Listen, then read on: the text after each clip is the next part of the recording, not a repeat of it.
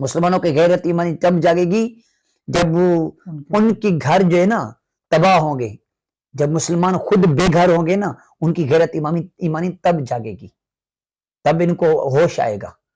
ورنہ مسلمان کے درد کو آج محسوس نہیں کر رہا۔ حدیث پاک میں کیا کہ مسلمان ایک دیوار کی مثل ہے، ایک جسم کی مثل ہے، جسم کے کسی عضو کو تکلیف ہونا پورا جسم اس درد کو محسوس کرتا ہے، مسلمان کی مثال یہ دی گئی ہے۔ ہاں، لیکن آج مسلمان جہاں پس رہا ہے اس کی کسی کو پرواہ نہیں ہے، ہر کوئی اپنی بھائی کا انتظار کر رہا ہے کہ ہماری بھائی آئے، جب ہمارے بھوکے بچے مریں، ہم بے گھر ہوں، تو پھر ہماری غیرت جاگے گی۔ ابھی تو ہم کو کھانا مل رہا ہے، ابھی تو ہمارے بچے عیاشیاں کر رہے ہیں، ہاں